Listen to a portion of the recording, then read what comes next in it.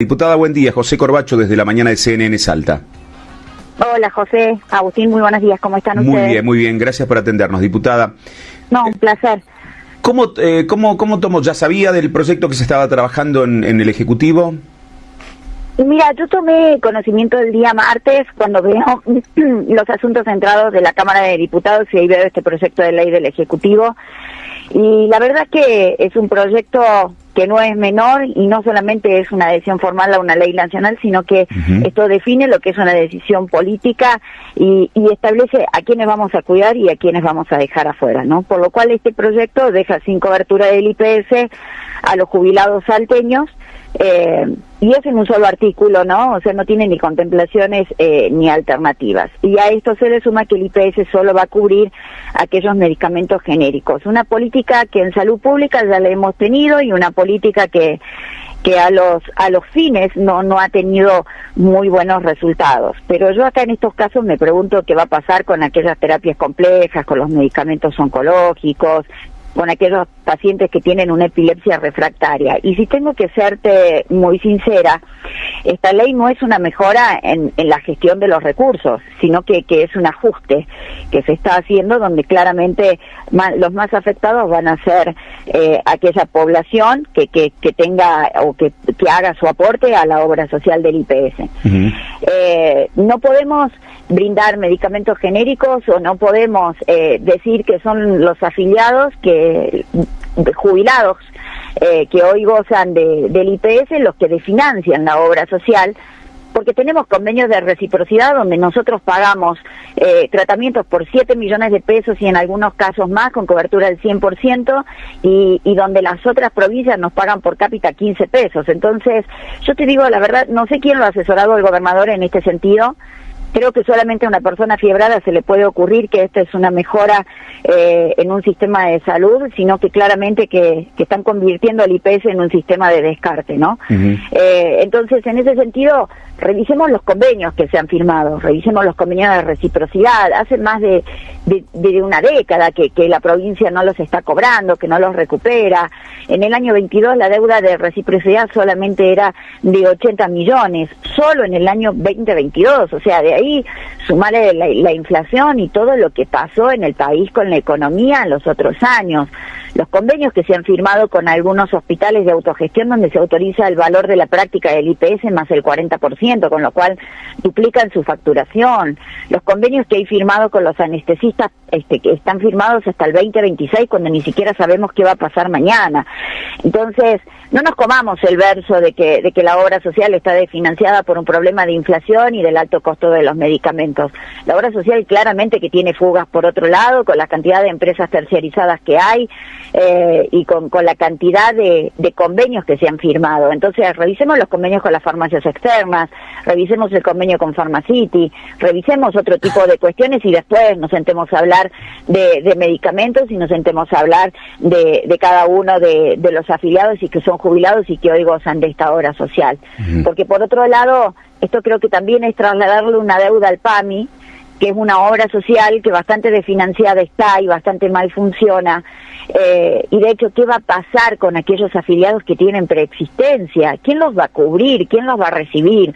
Entonces, te digo la verdad, este tipo de asesoramiento que le están dando al gobernador es un asesoramiento donde claramente que le están haciendo meter la pata. No sé quién es el que lo está asesorando en ese sentido, pero claramente que se le puede ocurrir solamente a una persona fiebrada y que desconoce totalmente de política y del sistema sanitario. Entiendo que habría que esperar en caso de que sea sancionada la ley que se reglamente para saber los detalles, pero sería una transición automática, inmediatamente uno tramita y sale la jubilación, se da de baja IPS y apareces en PAMI en un trámite administrativo burocrático, o tiene que hacerlo el afiliado.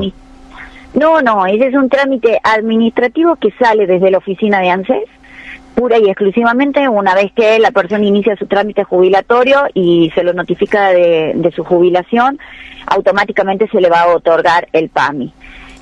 no va a tener la opción de poder optar por el IPS, como en estos casos que tienen los jubilados de la provincia, de poder optar por IPS.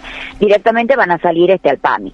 Y todas aquellas personas que ya están jubiladas, obviamente es que van a pasar de manera directa al PAMI, con lo que esto significa, ¿no? O sea, un caos.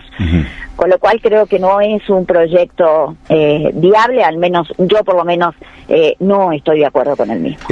Justamente nos trasladaba una mamá cuando presentábamos el título hace rato de la noticia y nos contaba que estaba preocupada porque su nena tiene terapias, acompañantes terapéuticos por su discapacidad, que no la toman en otra obra social, todo un tema, además lo debatíamos fuera de aire, ¿no? Sí. A determinada edad, con determinada patología de base, no poder ingresar a una obra social, que necesita ir a la justicia con un amparo para que le den la alimentación por botón gástrico, digo, un montón de situaciones muy delicadas que cuando escuchan el título dicen, uy, ¿y qué va a pasar con este tipo de atenciones especiales, no sé si es correcto el término, que recibo de la obra social?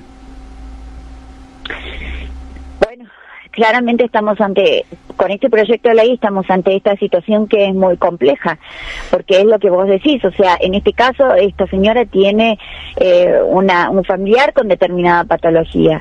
¿Qué va a pasar con ese familiar que el día de mañana sea jubilado y que necesite y que va a tener que ingresar al PAMI? Y no lo va a poder hacer porque ya tiene una preexistencia y las coberturas son absolutamente distintas, y el PAMI tiene coberturas que el IPS no las tiene. Entonces, de repente, por eso te digo, es trasladarle una deuda a otra obra social y que los amparos se trasladen a otro nivel y decir, bueno, me saco de encima los amparos, que ese no es el camino correcto tampoco. Tiene que existir una verdadera auditoría dentro del IPS. Si nosotros queremos que el IPS vuelva a funcionar como la obra social que es, yo te dije puntualmente qué es lo que hay que hacer, y puntualmente se necesita auditores que controlen y que hagan su trabajo. Eso es fundamental. Ahora, si va a ser, le autorizan el medicamento a fulano de tal porque tiene X apellidos de la sociedad, pero viene Juan Pérez, que no lo conoce nadie, que no tiene ningún contacto y pide el mismo medicamento y no se lo autorizo, y bueno, claramente que esa persona va a ir a hacer un amparo porque también está en su derecho de que se le autorice el medicamento y de que pueda acceder al mismo tratamiento que una persona que tiene apellido y que está instalada en la sociedad. Entonces creo que esto no es discrecional, creo que hay que trabajar con justicia dentro del IPS. Entonces, ¿por qué vamos a autorizar medicamentos de uso compasivo que salen más de miles de dólares? ¿Por qué? ¿Porque alguien fue exministro?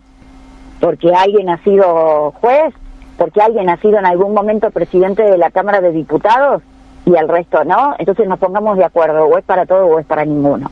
Pero no con este tipo de cuestiones donde obviamente y claramente que le están haciendo meter la pata al gobernador, ¿no? Porque además, una cuestión, el gobernador no tiene por qué saber de este tipo de cuestiones. Para eso tiene los asesores. Ahora, si los asesores lo están asesorando mal, y bueno, claramente que estamos en un grave problema.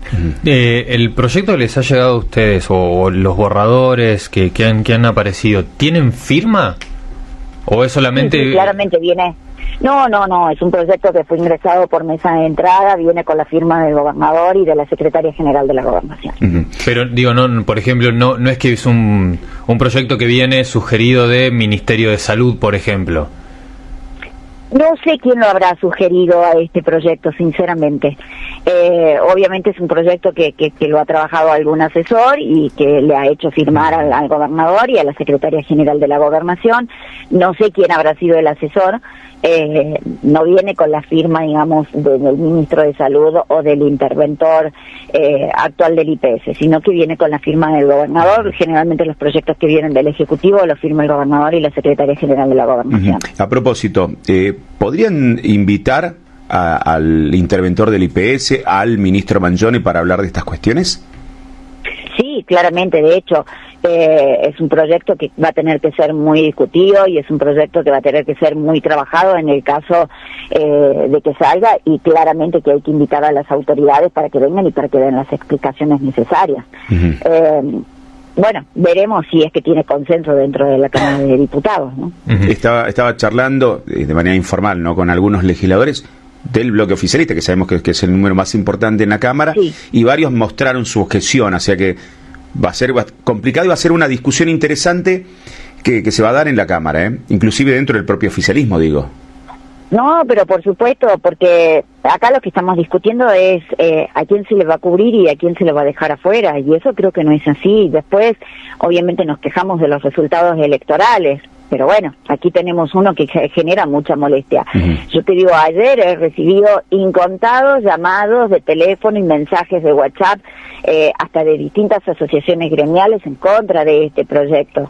Entonces, bueno, veamos qué es lo que vamos a hacer y cuál es la política. Por eso digo, no le echemos la culpa al gobernador porque no tiene por qué conocer de este tema, pero sí a aquellos que los asesoran y no saben, por lo menos mínimamente consultar con quienes tenemos conocimiento de cómo es el tema. Y volviendo a la situación de los medicamentos genéricos que también habías, cuando iniciamos la nota, habías hecho también un repaso.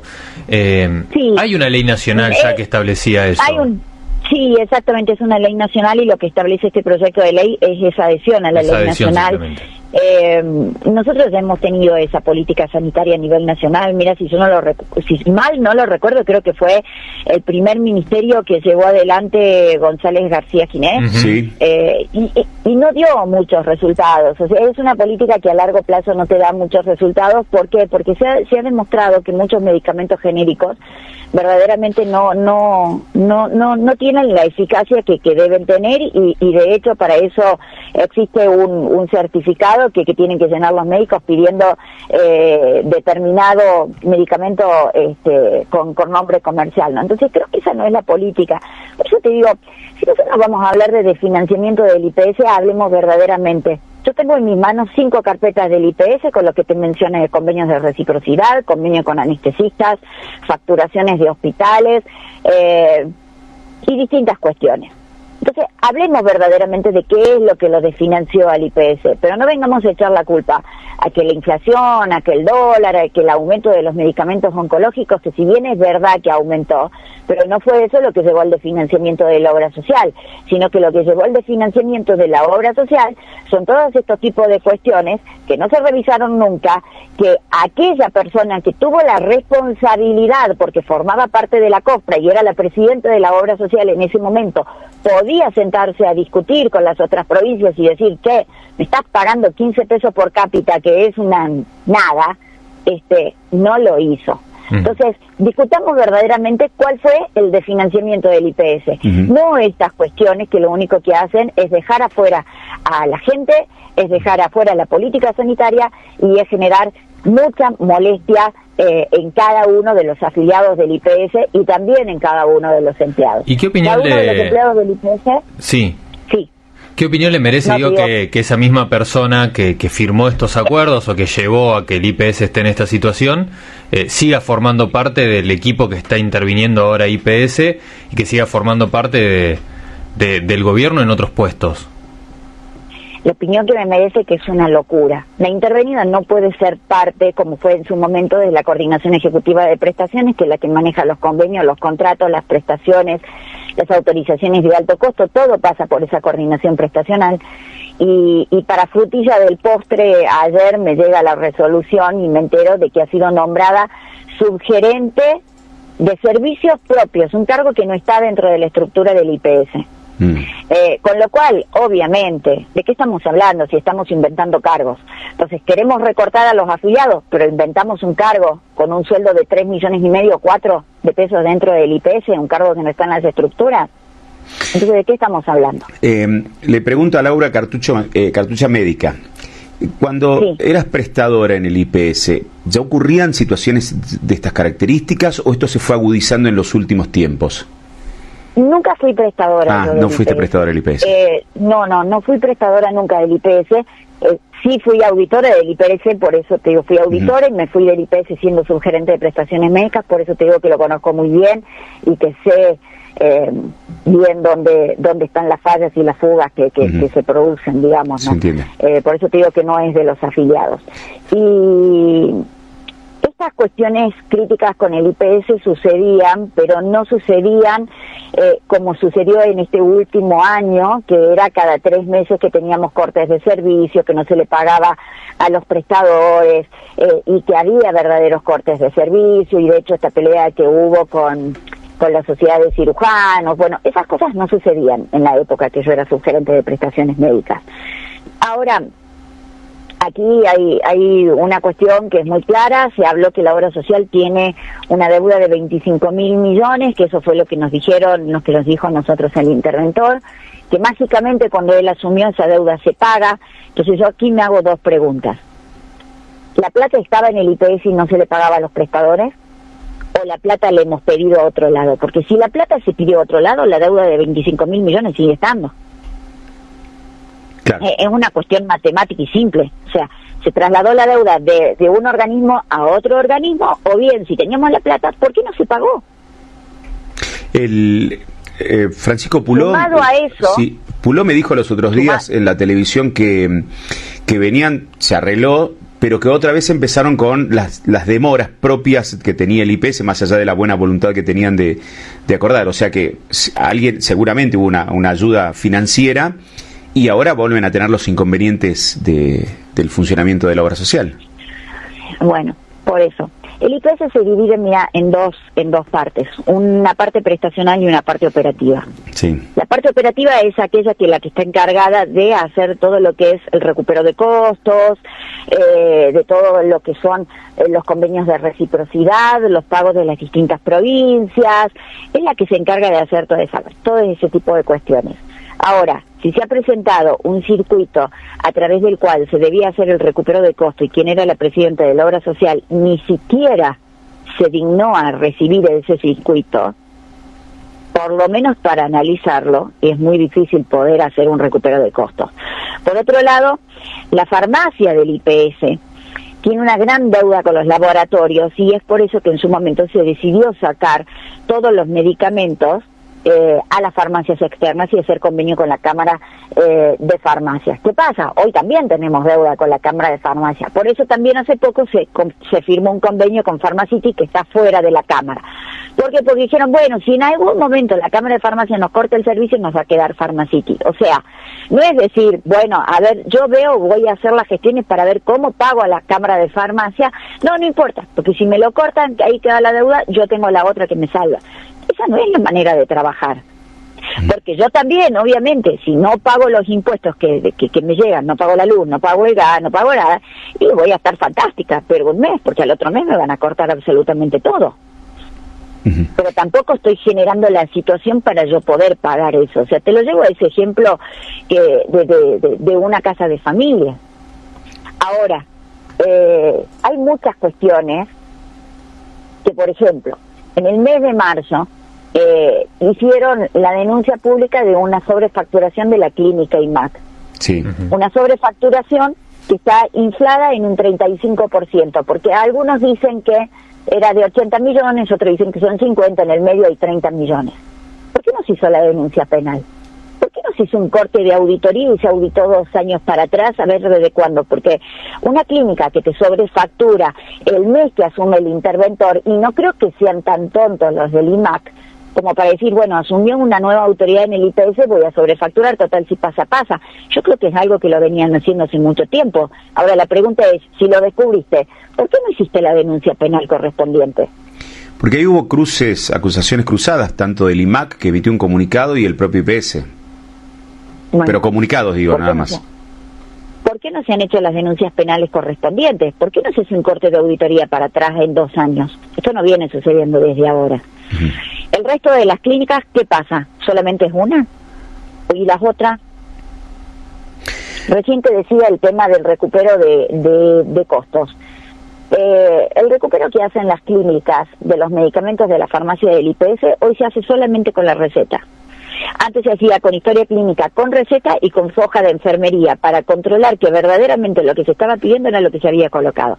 Hoy solo a receta. ¿Sabemos si se puso todo eso o no? ¿Quién lo controla? Las leches, que la están vendiendo a un valor que incluso, de hecho, creo que es un afiliado normal, va y la compra en Mercado Libre, le sale muchísimo más barata de lo que se la está vendiendo. Entonces, ¿por qué no vemos ese tipo de cuestiones en vez de tratar un proyecto de ley para dejar afuera gente? Diputada, lo seguimos al tema. Recién ingresa a la Cámara y nos parece que amerita un debate de estas características. Gracias por charlar con nosotros. Por favor, muchísimas gracias a vos. Que tengas buen día, muchas gracias. Charlábamos con la diputada Laura Cartuccia, que es presidenta de la Comisión de Salud. Recordemos que ella es médica cirujana, es médica oftalmóloga